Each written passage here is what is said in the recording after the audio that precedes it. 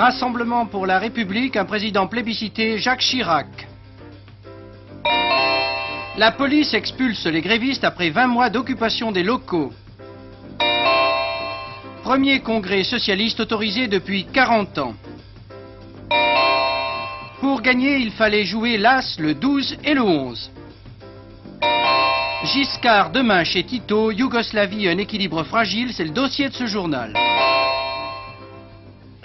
Mesdames, Messieurs, bonsoir. C'est une actualité bien riche que nous allons traiter, très riche pour un dimanche. Aussi, ce journal sera-t-il un peu plus long qu'à l'habitude et il nous fallait le temps de tout vous expliquer en détail. D'abord, le sacre de Jacques Chirac, c'est, je crois, le mot qui convient, Chirac superstar, élu depuis quelques heures président du RPR, ou plutôt du Rassemblement, car c'est ainsi que les gaullistes, néo-gaullistes et assimilés souhaitent désormais se voir appeler. Et il y a bien eu 50 000 personnes aujourd'hui à la porte de Versailles, bien eu une bonne centaine de diplomates, 600 journalistes, 18 chaînes de télévision, 16 stations de radio, pas une fausse note dans le triomphe de Jacques Chirac. Un triomphe qui bouscule bien des données de la politique française, nous aurons l'occasion de le voir tout à l'heure, un triomphe dont voici l'aboutissement. J'ai l'honneur de proclamer Jacques Chirac, président du Rassemblement pour la République.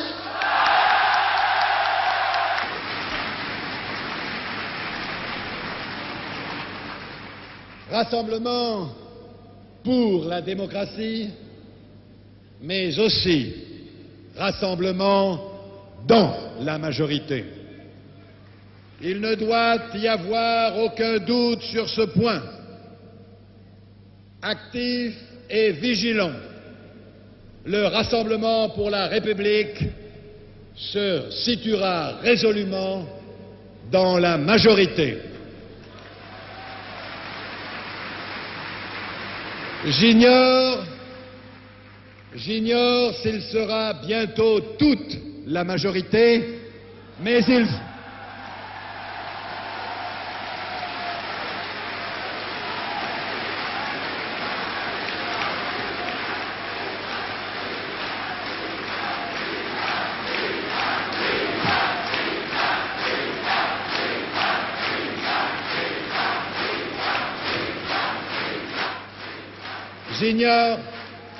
J'ignore s'il sera toute la majorité, mais il sera tout entier dans la majorité.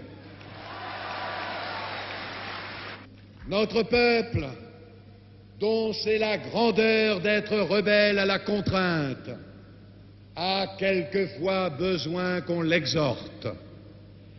Alors il se rappelle son passé et il étonne le monde.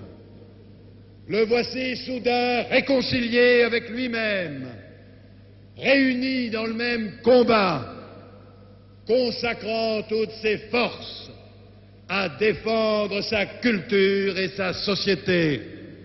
Le voici rassemblé. Citoyens et citoyennes de mon pays, vous êtes les fils et les filles de ces hommes qui ont lutté dans notre longue histoire pour nous donner le droit d'être libres. L'appel que je lance à mon tour n'est que l'écho de l'éternel appel des nations qui ne veulent pas mourir. Le président Chirac a parfaitement réussi son retour, ou plus exactement sa rentrée sur la scène politique dans un nouveau décor, dans ce nouveau décor du Rassemblement pour la République. Un immense meeting aux accents très gauliens, grandes envolées des leaders politiques, des leaders historiques, idées généreuses et vaste public populaire. Et maintenant, c'est évidemment la question que naturellement on doit se poser ce soir. D'abord, l'équilibre de la majorité va incontestablement être modifié. Jacques Chirac a simplement indiqué que son rassemblement avait sa place dans la majorité. Il sous-entendait très certainement la première et on n'a pas entendu présidentielle. Et c'est la seconde question, je crois, qui se pose. Comment un tel mouvement va-t-il pouvoir cohabiter avec les autres formations de la majorité et soutenir loyalement le chef de l'État en suivant les yeux fermés Chirac? Jusqu'aux élections, l'ardeur au combat pour la victoire atténuera sans doute les rivalités, à moins que des pétards n'éclatent entre-temps, comme cette affaire du Parisien libéré qui a plané sur le Rassemblement Il y a des maladresses, je cite, qu'ici on n'est pas prêt de pardonner. Nous en reparlerons, mais d'abord un retour en arrière, un retour sur les premières heures de ce rassemblement. Combien était-il? 50 000, peut-être plus. Qui était-il? Un peu tout le monde. Populaire, ce rassemblement le fut sans aucun doute. On a parlé de grand-messe pour ces assises. Ce fut une grand-messe solennelle. 50 000 participants électrisés et applaudissant à tout rompre à l'évocation du gaullisme et des thèmes qui lui sont chers. Quelques sifflements, beaucoup à l'égard de la gauche du programme commun, un peu, et cela a surpris, lorsqu'Olivier Guichard, gaulliste et ministre du gouvernement, est entré dans la salle ce matin. Yves Guéna a rappelé que ce rassemblement était né du départ de Jacques Chirac du gouvernement parce qu'on ne lui avait pas donné les moyens de remplir sa mission. Olivier Guichard a mis en garde contre ceux qui prêcheraient pour un échec du gouvernement Barre. Ce serait alors, dit-il, l'échec de la Maison France. Mais celui qui a fait le plus vibrer la salle, à part Jacques Chirac, ce fut ce matin Michel Debré qui a montré avec toute sa fougue qu'il était bien un chantre du gaullisme. Au cours des mois à venir, je mènerai un certain combat avec d'autres, avec vous. J'estime qu'il ne faut pas accepter dans les circonstances présentes, dans les conditions qui nous sont imposées, l'élection de 81 députés à une assemblée multinationale.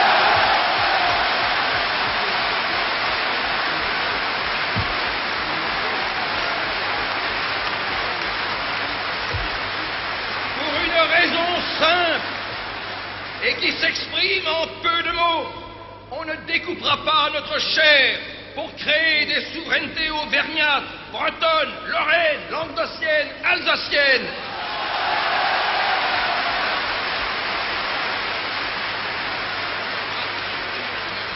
Et nous ne voulons pas devenir le Québec de l'Europe.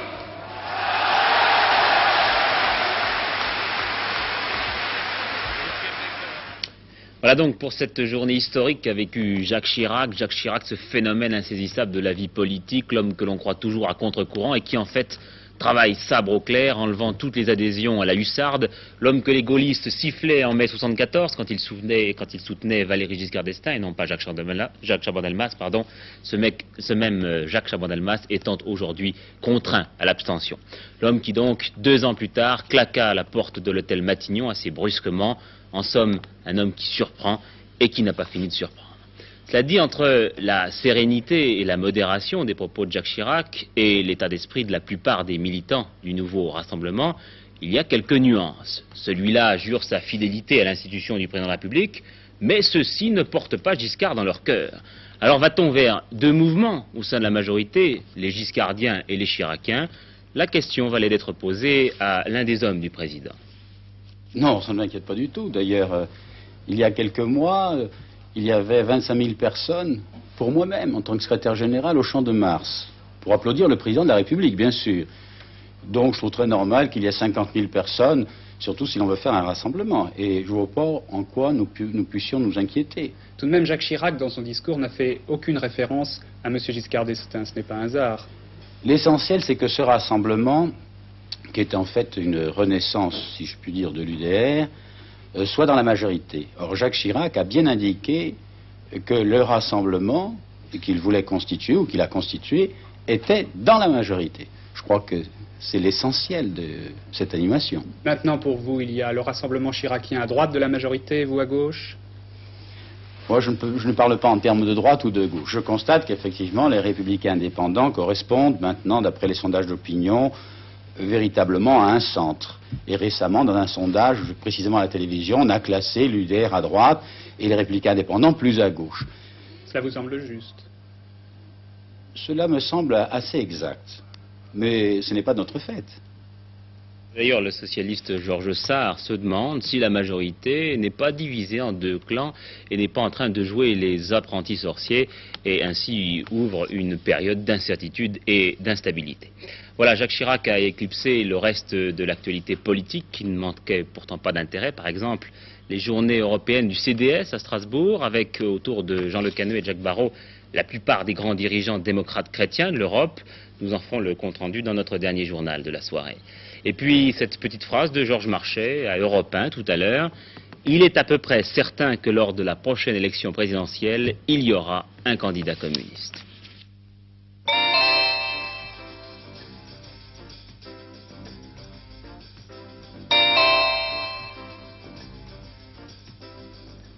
Donc, deuxième grand fait saillant du jour, l'évacuation des locaux du Parisien libéré ce matin, peu avant 9 h, avec comme prévu une ample réaction des milieux syndicaux, à tel point que d'ores et déjà, il est certain qu'aucun journal ne paraîtra demain et qu'il n'est pas impossible que ce mouvement de protestation s'étende plus longuement dans la presse. D'ailleurs, indépendamment de cette action du syndicat du livre, l'Union syndicale des journalistes a elle aussi appelé à la grève, une grève de 24 heures.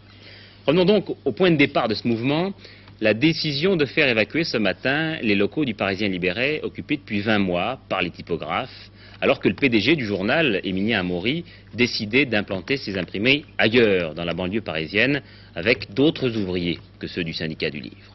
La semaine dernière, la Cour d'appel confirmait l'illégalité de l'occupation des locaux.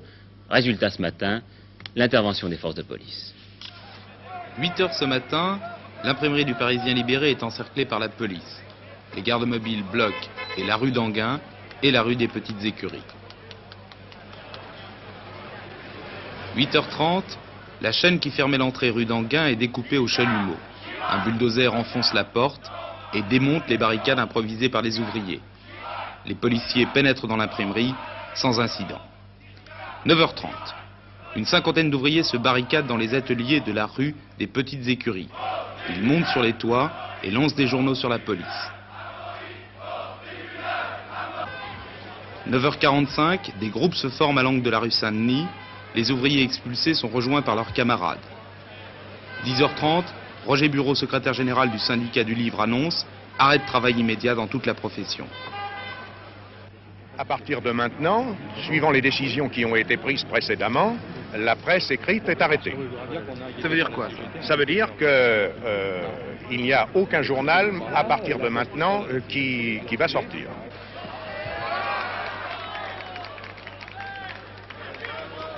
À 11 h, la police enfonce au bulldozer la porte de la rue des Petites Écuries.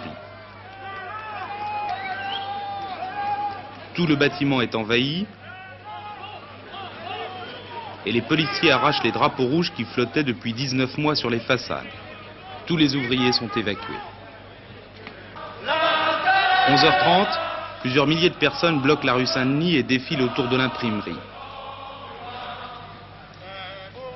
13 h, les ouvriers se dirigent rue Réaumur devant la direction du Parisien libéré. Une dizaine d'entre eux occupent les bureaux et jettent des journaux sur la chaussée. 14 h, la police arrive et la CGT demande à ses militants de se disperser. 20 h, les rues d'Enghien et des Petites Écuries sont toujours bouclées par la police.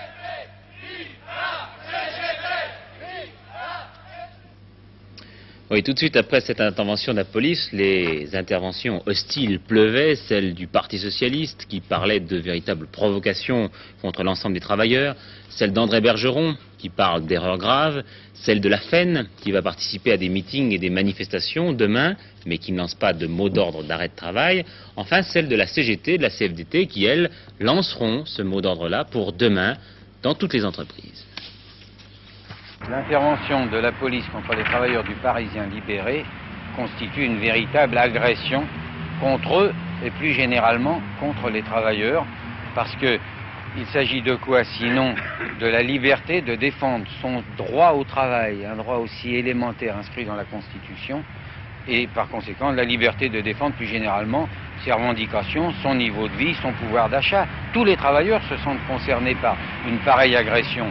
C'est la raison pour laquelle la CGT, la CFDT ont décidé d'appeler les travailleurs à la riposte pour la défense des libertés, pour le droit à défendre ses revendications.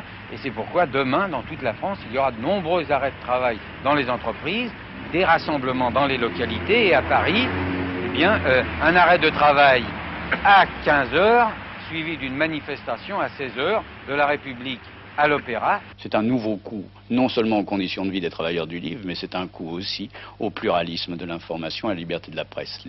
La lutte pour les deux objectifs est tout à fait solidaire.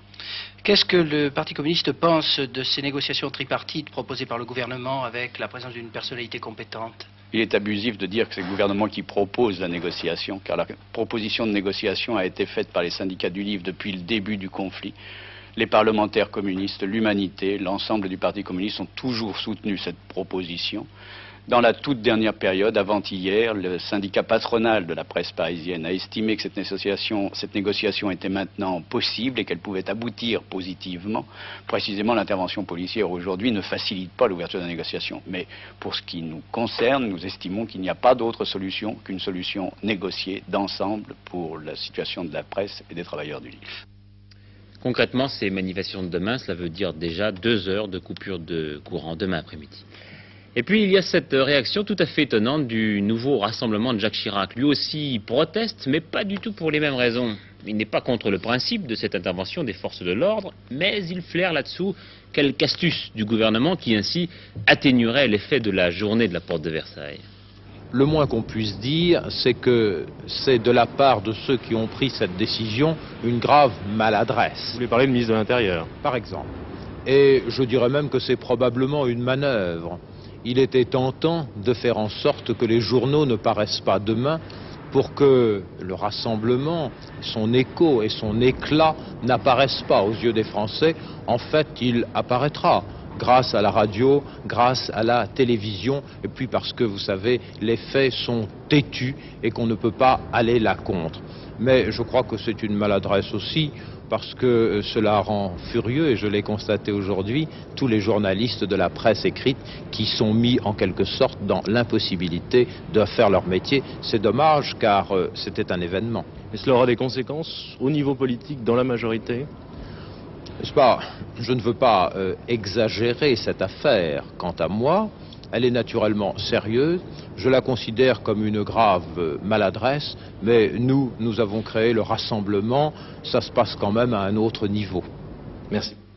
Revenons donc sur ce curieux statut des ouvriers du syndicat du livre qui avaient décidé d'occuper leur lieu de travail en attendant des négociations, qui donc ne touchaient pas d'allocation de chômage et qui vivaient sur une caisse de solidarité. En fait, le gouvernement ne s'est pas contenté de les faire évacuer. Il a aussi décidé de faciliter l'ouverture de négociations. Le ministre du Travail appellera demain les 2 parties à venir au ministère essayer de donner une solution humaine au conflit. Il y a eu une décision définitive de la Cour d'appel et il était donc normal que la loi soit respectée. Mais vous le savez, dans cette affaire du Parisien libéré, le ministre du Travail remplit une des tâches les plus primordiales de sa fonction, qui consiste à essayer de remplacer conciliation et arbitrage à la place de l'intransigeance et de l'obstination que des passions ou des conflits d'intérêts ont pu créer.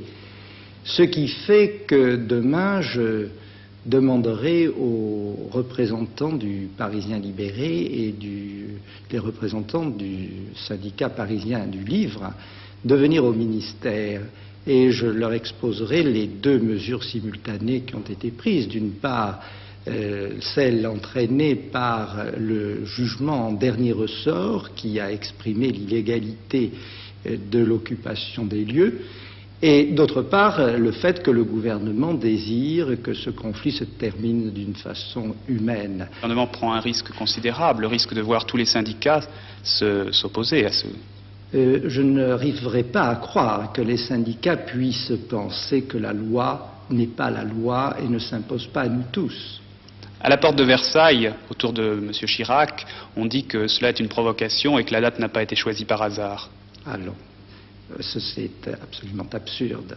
Vous le savez bien, il y a là eu une décision de justice avec astreinte. Ceci signifie que nous ne pouvions pas tarder à prendre des dispositions pour faire respecter la loi et un règlement de justice. Et puis dans ce mouvement de protestation assez classique, il y a un aspect plus original, c'est la prise de position du syndicat de la magistrature. Ce qui gêne les magistrats, ce n'est pas tellement l'évacuation des locaux du Parisien, évacuation parfaitement légale, c'est plutôt la rapidité de l'opération, le fait qu'en quelque sorte, en matière de justice, il y aurait 2 poids 2 mesures. Je suis surpris par la rapidité de l'exécution de la décision de la Cour d'appel qui est intervenue il y a quelques jours. Il faut savoir qu'il a fallu 18 mois pour que cette décision intervienne, ce qui prouve bien que cette affaire est compliquée et qui plus est, qu'elle est lourde de conséquences sociales et politiques. Or, soudainement, le gouvernement a jugé opportun, pour des raisons qui lui appartiennent, de faire exécuter cette décision. Ce que je constate, c'est qu'il y a une justice à deux vitesses. En effet, lorsqu'il s'agit de consacrer le droit de propriété en expulsant les ouvriers, immédiatement on exécute cette décision. En revanche, lorsqu'il s'agit de défendre un autre droit constitutionnel, qui est le droit à l'emploi, qui est le droit de grève, eh bien, la justice ne trouve pas de traduction pour les ouvriers. Ceux-ci n'ont toujours pas obtenu satisfaction sur les différentes instances civiles ou pénales qu'ils ont introduites à l'encontre de M. Amaury. Il y a donc bien une justice à deux vitesses. Voilà donc pour ce deuxième gros dossier de l'actualité française. Il est temps maintenant, je crois, de s'intéresser à ce qui s'est passé au-delà de nos frontières, à commencer par cet événement dans la vie politique espagnole, le congrès du Parti socialiste à Madrid. C'est la première fois depuis 40 ans, depuis les événements de 36, la première fois que les socialistes se réunissent en terre espagnole à visage découvert.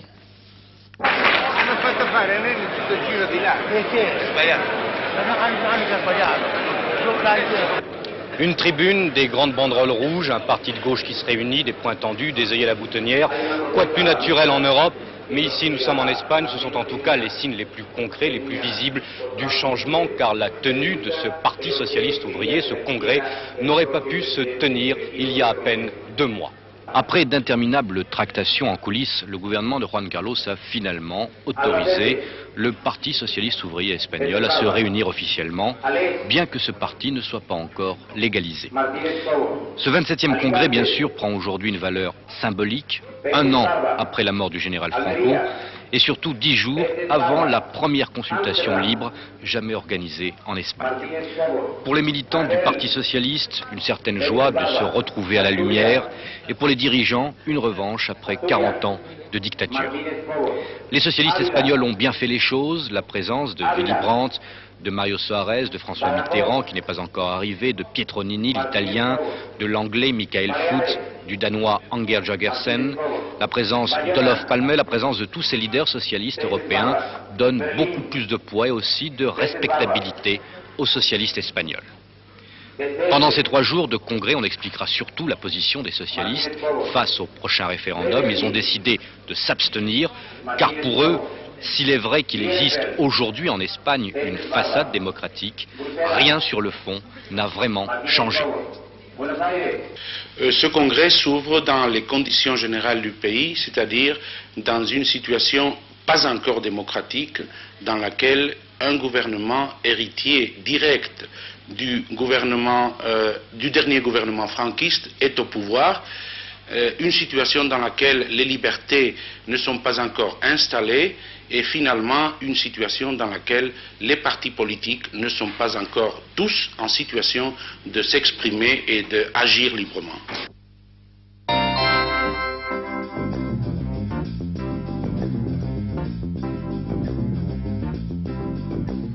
Premier résultat des élections législatives au Japon. M. Tanaka, l'ancien Premier ministre, inculpé, emprisonné pour corruption et libéré sous caution, a été réélu sans problème. Les conservateurs, au pouvoir depuis plus de 30 ans, semblent avoir beaucoup de mal à maintenir leur position. La participation électorale a été forte, facteur supplémentaire en faveur de l'opposition. Mais ces résultats ne concernent que le Japon rural traditionnel. Pour Tokyo et Osaka, résultat demain en fin de matinée. Élection du nouveau maire de Lyon ce matin, M. Francisque Collomb, 66 ans, industriel, père de famille et sénateur non inscrit de tendance majorité présidentielle, a été élu à l'unanimité moins une voix, successeur de M. Louis Pradel.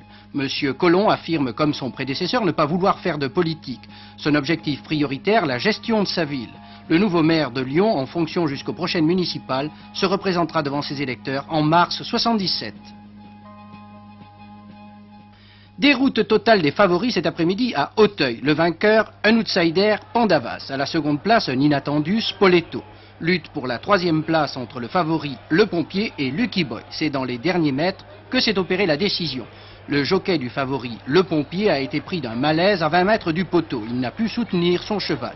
Lucky Boy en a profité pour ravir la 3e place. Le tiers, c'est donc l'As, le 12 et le 11.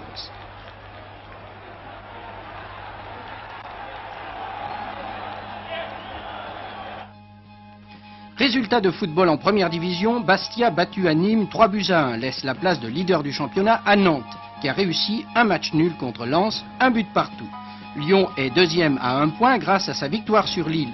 Mais rien ne va plus à Saint-Étienne, de nouveau battu en déplacement 3-1, cette fois-ci par Laval. Les Stéphanois, qui n'ont pas gagné un seul match hors de chez eux depuis le début de la saison, sont 15e à 10 points du premier.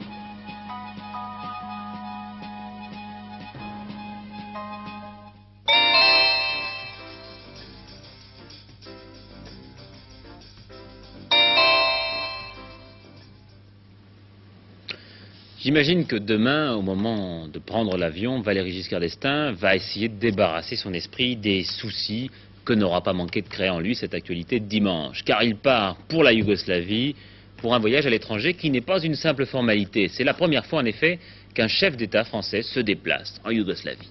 Et son interlocuteur de demain et après-demain, le maréchal Tito, est l'un des leaders les plus écoutés de ceux qu'on appelle les non-alignés. Son pays, la Yougoslavie, est aussi l'un des plus convoités par les deux blocs. Tout repose sur les épaules du maréchal Tito, qui a plus de 80 ans, et l'on se demande si cette unité apparente du pays n'est pas un peu fragile. Belgrade, capitale de la Yougoslavie. Depuis plus de 30 ans, un chef, le maréchal Tito. C'est le dernier des grands dirigeants du temps de la Deuxième Guerre mondiale. Un dirigeant original, un communiste qui a rompu en 1948 avec l'URSS et qui depuis n'a cessé de lui tenir tête, sans pour cela s'aligner sur l'Occident. Un homme qui a maintenu l'unité d'un pays de 21 millions d'habitants répartis en 6 républiques autonomes et en beaucoup plus de minorités nationales, naguère antagonistes. Aujourd'hui, la Yougoslavie compte 6 nations fédérées, la Serbie, 8,5 millions d'habitants, capitale Belgrade, la Croatie, 4,5 millions d'habitants, capitale Zagreb, la Slovénie, 1,8 million, capitale Ljubljana, la Bosnie-Herzégovine, 3,7 millions, Sarajevo, Monténégro, 530 000 habitants, capitale Titograd, Macédoine, 1,6 million, capitale Skopje. Après ce petit cours de géographie un peu scolaire, voyons ce que ça donne dans la vie.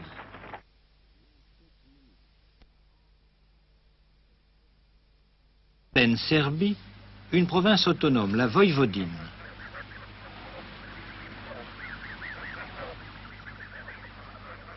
La Grande Plaine, la seule de cette dimension en Yougoslavie, qui s'étend jusqu'à la frontière de Hongrie. Stratégiquement indéfendable contre un ennemi venu du nord à travers la Hongrie, mais qui aujourd'hui pense à une défense stratégique. La Voïvodine, c'est le grenier de la Yougoslavie. Évidemment, au premier coup d'œil, il est difficile de discerner les diverses nationalités, c'est-à-dire les minorités nationales. Ces paysans, par exemple, à quelle minorité appartiennent-ils? En Voïvodine, sur un peu plus de 2 millions d'habitants, il y a 1,5 million de Serbes et plus de 400 000 Hongrois et des dizaines de milliers de Croates, de Roumains, de Slovaques, de Ruthènes. La politique yougoslave des nationalités consiste d'abord à respecter les particularités culturelles. À Radio Novi Sad, c'est en 5 langues qu'on dit « Voici nos informations ». Ovde Radio Novi Sad. Dajemo vesti. Aici postul de Radio Novi Sad. Transmitem un buletin de știri. Počúvate rozhlasovú stanicu Nový Sad. Vysielame správy. Rádió Novi Sad. Kedves hallgatóink, hallgassák meg híreinket. Sluchacze Radio Novi Sad. Milí sluchacze, teraz na našej programe emisia Výstoch. Cette diversité coûte cher, 30% de plus que s'il n'y avait qu'une seule langue. Mais finalement, disent les autorités locales, c'est beaucoup plus économique que d'avoir réprimé par la force et la police un mécontentement permanent, comme c'était le cas entre les deux guerres. Passons maintenant au niveau supérieur, celui de la République, des 6 républiques de la Fédération yougoslave. L'autonomie politique pour les affaires qui relèvent de la République est également un fait. Prenons l'exemple de la plus petite, le Monténégro. 530 000 habitants sur 21 millions au total en Yougoslavie. Le Monténégro a son parlement et son gouvernement, ce qui lui confère une autonomie certaine dans les affaires locales, y compris financières. Bien entendu, le Monténégro, qui dispose de ressources modestes, reçoit de la Fédération une aide importante. La liberté existe au point de vue politique, au point de vue culturel et au point de vue économique. Toutes ces libertés, locales ou régionales, soulignent la diversité de la Yougoslavie. Une diversité, une autonomie qui logiquement pourrait être considérée comme un risque de rupture, d'éparpillement, d'éclatement du pays. Historiquement, traditionnellement, linguistiquement, il s'agit je ne dirais pas tout à fait des mêmes, mais de très semblables peuples qui sont venus plus ou moins au même moment et qui ont vécu plus ou moins les mêmes heures et malheurs dans l'histoire. En plus des aspirations historiques à l'unité qu'éprouvent les peuples yougoslaves, les structures du gouvernement mises en place par Tito sont faites pour assurer cohésion et durée. Ainsi, la présidence de la République est collective et multinationale, c'est-à-dire que sous le maréchal Tito, il y a 6 vice-présidents, un par république, un serbe, un croate, un bosniaque, etc. Le premier vice-président change chaque année par rotation. Cette année, c'est un monténégrin, M. Zarkovic. Mieux encore, les structures du Parti communiste yougoslave, appelé Ligue des communistes, sont de la même façon collectives et multinationales.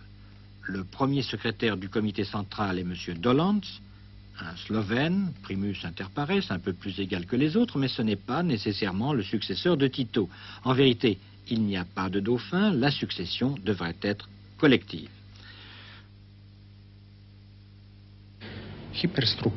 Les structures mises en place par la nouvelle constitution, dit M. Grilskov, l'un des 5 secrétaires au comité central, ces structures ont pour but d'assurer la continuité de la politique yougoslave à partir du moment où le président Tito ne sera plus à même de remplir activement ses fonctions politiques. C'est la première fois qu'un haut responsable yougoslave reconnaît qu'on pense à la succession du maréchal Tito et qu'on la prépare. Ainsi, sauf imprévu, les choses devraient se passer sans heurts. L'imprévu, est-ce que ça peut être malgré tout l'antagonisme qu'on a connu dans le passé entre Serbes, orthodoxes, et Croates, catholiques plus occidentalisés? Les oustachis croates, terroristes inspirés par le fascisme, ça existe toujours. Mais presque tout le monde en Yougoslavie a tendance à les considérer comme quantité négligeable. Voilà, il est temps maintenant de jeter un coup d'œil sur la météo, car le journal, je vous l'ai dit, s'est prolongé plus qu'à l'habitude. Une météo qui ressemble comme une jumelle à celle d'aujourd'hui, un temps généralement gris et froid, avec le matin du verglas et du brouillard. Seul le midi méditerranéen bénéficiera malgré tout d'une certaine fraîcheur et d'un temps plutôt clément. Voilà, point final à ce journal. Au nom de tous ceux qui ont contribué à sa réalisation, je vous souhaite à toutes et à tous une excellente soirée. Restez encore quelques secondes avec nous. Le rappel des titres. Nouveau sigle sur la scène politique, le RPR, son président Jacques Chirac. Expulsion des grévistes du Parisien libéré, pas de journaux en France jusqu'à nouvel ordre. En Espagne, les socialistes en congrès pour la première fois depuis 1936. Tiercé au palmarès, l'As le 12 et le 11.